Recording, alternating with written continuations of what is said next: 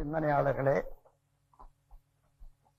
அறிஞர் பெருமக்களே, சிந்தனையைத்தான் இப்பொழுது நாம் உயர்வாக மதிக்க வேண்டிய காலம் வந்தது. ஒவ்வொருவரும் பல சிக்கல்ல, வாழ்க்கை சிக்கல்ல அகப்பட்டு கொண்டு தவித்து கொண்டுதான் இருக்காங்க.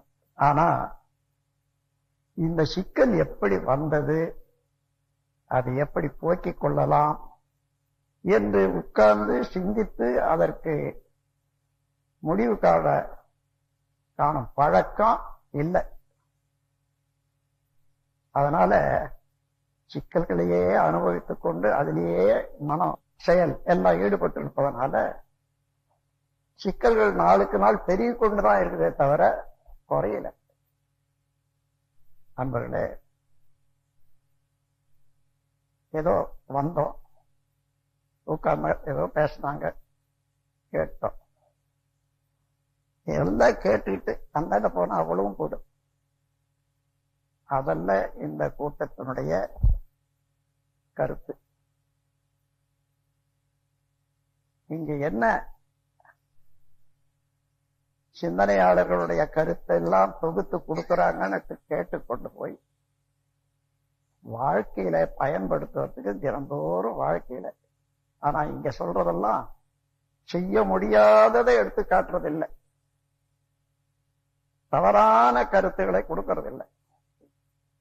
உண்மையான நடைமுறைக்கு ஏற்றதும் அவரவர்கள் அறிவாலும் செயலாலும் செய்ய முடிந்ததை செய்யவும், உண்மையாகவே பயன் பெறவும் ஏற்ற அறிவுரைகளையும், அதாவது பழக்கத்தையும், போதனை சாதனை இரண்டையுமே பெறுவதற்கு ஏற்ற ஒரு நிறுவனம் தான் நமது உலக சமுதாய சேவா சங்கம். இப்போ ஐந்தொழுக்க பண்பாட்டுல ஐயா விவரமா சொல்லிட்டார். பெரிய அளவுல 5 ஒழுக்கங்கள் என்ன தனி மனிதனுக்கு வேண்டும். 5 ஒழுக்கத்தையும் ஒவ்வொன்றாக மனதில் வைத்துக் கொண்டு நீங்க ஆராய்ச்சி செய்து அதன்படி ஒன்னொன்னா நடக்கிறது சிரமம் தான். ஏன்னா நமது கேட்கறத விட மறக்கிறது தான் நம்ம ஈஸி. கேட்டுக்கொண்டே இருப்போம், மறந்து கொண்டே இருப்போம். அந்த மாதிரி இருக்கிறதுனால மறக்க முடியாததும் மறுக்க முடியாததும் உள்ள உண்மைகளை உங்களுக்கு விளக்கி கொடுக்கிறோம். அத அப்படியே மனதில் பதிய வைத்துக் கொண்டு சுலபமாக செயல்முறையில பழகலாம். பழகி பார்த்தீங்கன்னா உங்கள் உடலுக்கும் உள்ளத்துக்கும் முதல்ல ஒரு அமைதி ஏற்படும், குடும்பத்துக்கு ஒரு அமைதி ஏற்படும், நாட்டுக்கும் உலகத்துக்கும் ஒரு பெரிய லாபம். அத்தகைய ஐந்தொழுக்க பண்பாட்டை எல்லாரும் உணரவும் திருப்பிக் கொள்ளவும் ஏற்றவாறு 2 ஒழுக்கமாக அதை சுருக்கி கொடுக்கிறோம். சுலபமாக தெரிந்து கொள்றதுக்கும் சுலபமாக பின்பற்றுவதற்கும். அவை என்ன? என் வாழ்க்கையில யாருக்கும் உடலுக்கும் மனதுக்கும் துன்பம் தர மாட்டேன் ஒரு உறுதிமொழி. அவ்வளோ நம்ம செய்ய வேண்டியது செய்து கொண்டு இருக்கோம். ஆனா அது நம்முடைய நன்மைக்காகவும் சிக்கல்கள் தீரவும் வாழ்க்கை வளத்துக்காகவும் செய்யலாம். ஆனா அதற்காக பிறருடைய மனமும் உடலும் வரும்போது பார்த்துக் கொள்ளணும். இது ஒண்ணு. வருத்தப்படுபவர்களுக்கு, அதாவது துன்பப்படுபவர்களுக்கு என்னாலான உதவியை செய்வேன். 2வது, எல்லாருக்கும் சிந்திக்க வயதுடையவர்கள், குடும்பத்துல லாப நஷ்ட கஷ்டங்கள் எல்லாம் அனுபவிக்கிறவங்க, நீங்க சிந்திச்சு பாருங்க. இது சிரமமா? யாருக்கும் உடலுக்கும் மனதுக்கும் துன்பம் தர மாட்டேன். என்னால் இயன்ற வரையில பிறர் துன்பத்தை போக்குவேன். முடிந்த வரையில் தான். இது செய்ய முடியாதா? இதை பின்பற்றினால் உலகம் எப்படி இருக்கும்? நீங்களா ஒரு கற்பனை பண்ணுவீங்க. ஒவ்வொருவரும் இதையே போல உறுதிமொழி எடுத்துக்கொண்டு வாழ்க்கையை நடத்துறாங்கன்னு வச்சுக்க. உலகம் எப்படி இருக்கும்? பொதுவா நம்ம வழக்கப்படியா சொல்ற வார்த்தை என்னன்னா, சொர்க்கம் போல இருக்கும்னு வாங்க. இந்த சொர்க்கத்தை நம்பிதான் இந்த உலகம் கெட்டு போச்சு. சொர்க்கம் எப்போ வரும்? செத்த பிறகு கிடைக்குதுன்னு சொல்றோம். யார் செத்த பிறகு சொர்க்கத்தை அனுபவிச்சுட்டு வந்து உலகத்துக்கு செய்தி சொன்னவன் இது வரைக்கும்? இதுல எவ்வளோ தடுமாற்றம் இருக்குது பாருங்க, எவ்வளவு ஏமாற்றம் இருக்கு. அப்படி சொல்லி சொர்க்க நரகத்தை சொல்லியே பிழைக்கக்கூடிய குடும்பங்கள் எல்லாம் கடவுள் என்ற ஒரு உண்மையான ஒரு மகாசக்திய மறைச்சிட்டாங்க. அருவம்னு சொல்றான், ஆனா உருவத்துல பொம்மையை போல வச்சு இதான் இந்த கடவுள் அந்த கடவுள். இப்ப நீங்க என்ன செய்யணும்? எதிர்காலத்துல அவன் எல்லாரும் சேர்ந்து ஒரு மகாநாடு நடத்தணும். ஒவ்வொரு மத தலைவர்களையும் 10 கும்பிடு போட்டு கூப்பிட்டு வரணும். உட்கார வச்சு, ஐயா நீங்கள் எல்லாரும் கூடி ஒரு சிந்தனை செய்து உலகுக்கு ஒரு முடிவு தரணும். 2 விஷயத்துல அந்த முடிவு வந்துட்டுனா அது மற்றவங்களோட உங்களுக்குத்தான் பொறுப்பு அதிகம். என்ன, உலகத்துக்கு கடவுள் ஒன்றா பலவா? ஒரு கேள்விக்கு பதில். கடவுள் என்பது ஒன்றா பலதா? ஒன்றுதான் என்று நீங்க தீர்மானம் செய்து கொண்டால் எந்த மகாசக்தியை பிரபஞ்சத்துல கடவுள் என்று ஏற்றுக்கொள்ளலாம்? 2வது கேள்வி. இந்த 2க்கும் பதில் சொல்லிட்டீங்கன்னா மதங்கள் 2க்கும் அப்புறம் கடவுள் ஒன்றாய் போச்சு. அப்போ அந்த மாதிரியான சிந்தனையும் செயல்முறையும் இனி உலகத்துக்கு அவசியம். போனது போச்சு, வந்தது வந்ததுன்னா நாம பாட்டுக்கு நேற்று செய்ததே இன்னைக்கு செய்திருக்கோம். நம்ம கோயில்கள்ல அங்க பிரதட்சணம்னு ஒண்ணு வச்சிருக்காங்களா இல்லையா? என்ன அர்த்தம்? முள்ளுலையும் கல்லுலையும் பெருண்டுட்டு போறாங்களே. அப்படி எத்தனை நாள் பிறந்தாலும் நீங்க எழுந்து நடந்தாலே ஒழிய இடத்தை சேர முடியாது, கடக்க முடியாது. அதனால எழுந்திருப்பா சொல்லி எழுப்பி நடக்க வச்சு காண்பிக்கிறாங்க. அதுபோல நாமும் முன்னைய போல எப்பவும் பிறந்துகிட்டே இருக்கிறோம், அங்கேதான் இருக்கிறோம். முள்ளு பொக்குது, கல்லு பொக்குது, அது எழுந்து நடக்கணும்ன்றது இல்லை. அந்த மாதிரி இல்லாத இனிமே ஒவ்வொருவரும் சிந்தனை செய்யுங்க. எனக்கு உண்மையிலேயே சிலர் தப்பில்லாத கஷ்டமே இல்லாத கூட கஷ்டமா எடுத்துக்காங்க. ஏன், யாரையோ பார்த்து 2 கார் வச்சிருக்காங்க, என்கிட்ட ஒரே கார் தான் இருக்கு. இது ஒரு வருத்தம். அவன் 2 கார் வச்சுக்கிட்டு படுற கஷ்டம் இவருக்கு தெரியுமா? தெரியாது. அதே போல பிறரை பார்த்து அப்படி எனக்கு இல்லையே என்ற ஒரு குறைபாடு பண்றது அப்படி ஒரு குறைபாடு. இந்த மாதிரி அறிவின் குறைபாட்டினால இருக்கக்கூடியதெல்லாம் தள்ளிடுது. உண்மையான குறைபாடு என்ன? செல்வ வளம், உடல் நலம், நட்பு, குடும்பத்துல, வெளியில, இதெல்லாம் அவசியம் தானே. இதெல்லாம் கெடாம பார்த்துக்கணும்னு சொன்னா நான் எப்படி நடந்து கொள்ளணும்? இது ஒன்னும் சிரமம் இல்லை. நீங்க சிந்தனை செய்தா கட்டாயம் அந்த சிந்தனையில தெரிஞ்சு கொள்ளலாம். என்ன விடை வருதோ அந்த விடையை மனதில் வைத்துக் கொண்டு செயல்படுத்தி பார்க்கணும். இப்ப நான் சொன்னேன், பிறர் உடலுக்கும் மனதுக்கும் துன்பம் தர மாட்டேன். கேட்டுக்கிட்டு அதை தெரிஞ்சுக்கிட்டேனே போதும். இங்க போனீங்கன்னா இந்த கேட்டு தாண்டறதுக்குள்ள அது போயிடும், மறந்துடும்.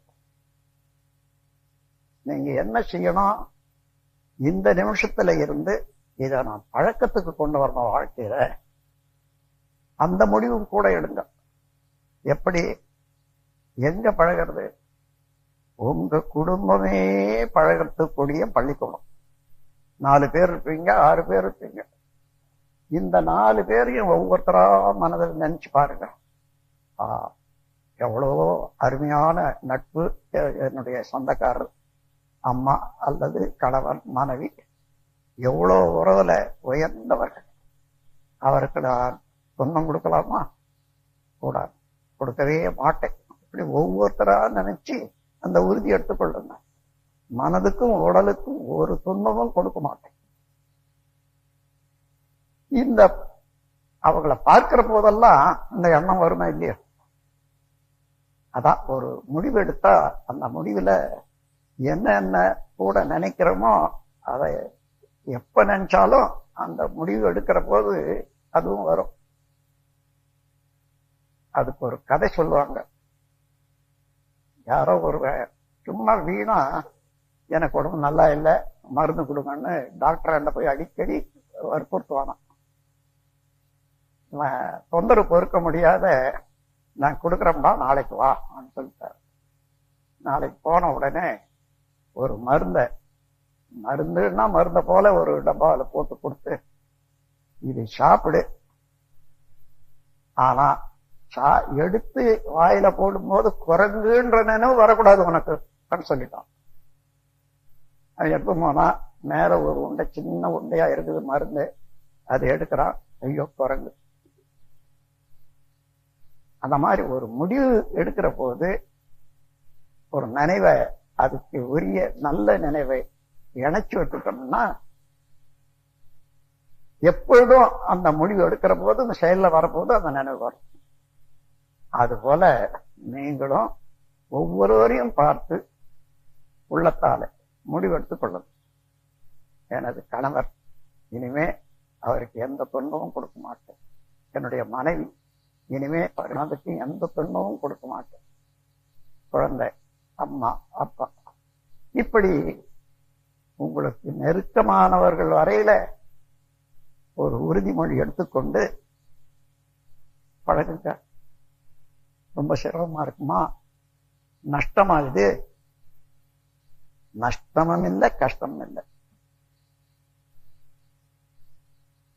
சிலர் நினைப்பீங்க, நீங்க என்ன சன்னியாசி போல இருக்கீங்க, நாங்களெல்லாம் குடும்பத்துல குழந்தை குட்டியை வச்சுக்கிட்டு படுற பாடு உங்களுக்கு என்ன தெரியும்? உள்ள பார்த்து அது வேற கேள்வி வந்துட்டே. நானும் உங்களை போல குடும்பம் நடத்தினவன் தான், குடும்பத்துல இருக்கிறவன் தான். ஆனா இப்போ அந்த குடும்பத்துல இருந்தவங்க இறந்துட்டாங்க, அவ்வளவுதான். அதனால குடும்பத்துல உள்ள எல்லா அனுபவமும் எனக்கு தெரியும். எல்லா அனுபவம்னா எல்லா வகையான சிக்கல்களும் நான் அனுபவிச்சிருக்கேன் குடும்பத்துல. மேல்நாட்டுல ஒரு நாள் பிள்ளைலாம் பேசிட்டு இருக்க போது, ஐயா நீங்கள் தனியா ஒரு சன்னியாசியா இருக்கீங்க, இவ்வளோ தெளிவா பேசிட்டு இருக்கீங்க, நாங்களெல்லாம் குடும்பத்தவர்கள் எந்த கட்டுப்பாடுகள்லாம் இருக்க முடியுமா? இல்லம்மா, நான் கூட குடும்பத்தவர் தான். ஐயோ, நீங்க கல்யாணம் பண்ணிக்கிட்டீங்களா? 2. ஐயோ ஐயோ ஐயோ, எப்படி சமாளிக்கிறீங்க? பெரிய ஆச்சரியம். அதுக்கு மேல நான் சொல்லிட்டேன், அவங்க ஒருத்தர் சமாளிக்கிறதுக்கு விட்டுட்டேன்.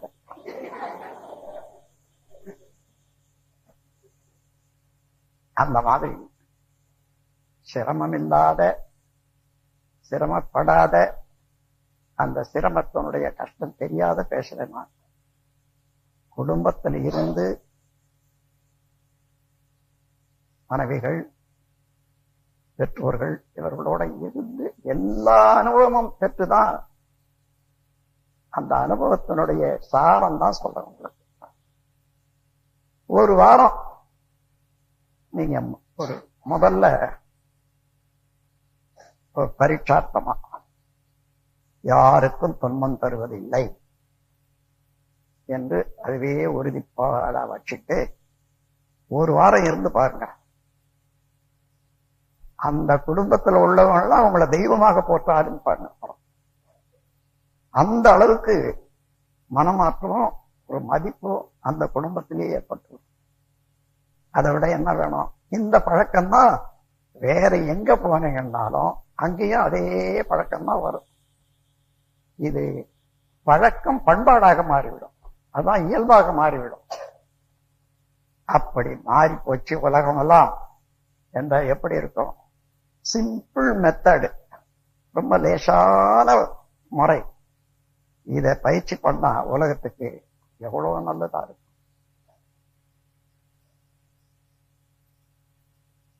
இதுக்காக காலேஜ் போக வேண்டியதில்லை, யூனிவர்சிட்டி போக வேண்டியதில்லை, படிக்கிறதுக்கும் பழகிறதுக்கும். உங்களுக்குள்ளாக இருக்கக்கூடிய அறிவு போதும், சிந்தனை போதும், உறுதிமொழி போதும், வாய்ப்புகள் போதும். இத இன்று இவ்வளவு தூரம் வந்து நீங்க இங்க உட்கார்ந்து இருக்கிறதுக்கு இந்த ஆராய்ச்சி எடுத்துக்கொள்ளுங்க. நீங்க போகும்போது இந்த முடிவோட போங்க. இனிமே நான் யாருக்கும் மனதுக்கும் உடலுக்கும் துன்பம் தர மாட்டேன், துன்பப்படுபவர்களுக்கு உதவி செய்வேன். அந்த மாதிரி சந்தர்ப்பம் வர்ற போதெல்லாம் உங்களுக்கு கை கொடுக்கறதுக்கு என்னுடைய நினைவு வரும் இல்லையா? அப்படி சொல்லியிருக்காரு, அது செய்யக்கூடாது. அப்போ நானும் உங்களுக்கு உதவியாக, மானசீகமாக உங்களுக்கு உதவியா இருப்பேன். அத்தகைய முறையில ஒவ்வொரு வாழ்க்கையில நன்மையான முறையை பின்பற்றி பயனடைந்து, நீங்கள் பயனடைந்து விட்டால் உங்க குழந்தைகள் எல்லாம் எப்படி இருக்கும்? இனி பிறக்கக்கூடிய குழந்தைகள் எல்லாம் எப்படி இருக்கும்னா, கருவில் திருவுடையார், அங்கேயே அறி பெருமைப்படத்தக்கதாக இருக்கு. அப்படி குடும்பம் தழைக்கணும், ஒவ்வொருவரும் வாழணும், உலகம் தழைக்கணும். உலகத்துல சிந்தனை இல்லாத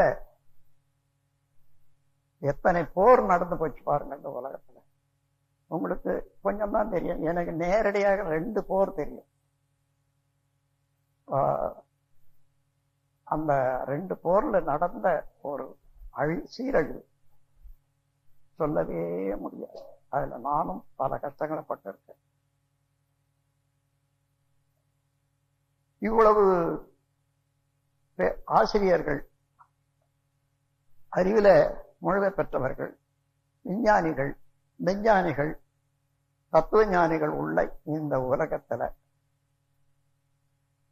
இதுவரையில போர் என்பது தேவைதானா மனிதனுக்கு யாராலும் கேள்வி எழுப்பினாங்களா? எழுப்பினால் அதான் சிந்தனை.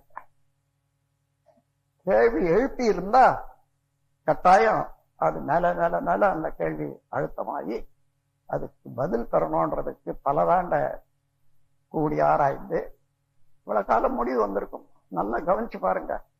போர் தேவைதானா? யாருக்கு தேவை போர்? ஆயுதம் விற்கிறவனுக்கு போர் நடந்தனா ஆயுதம் வாங்குவாங்க, அதுக்காக மெயின்டைன் பண்ணிட்டு வர்றோம். ஆகவே இந்த 2 ஒழுக்கத்தை பின்பற்றி நாம் உயரலாம்.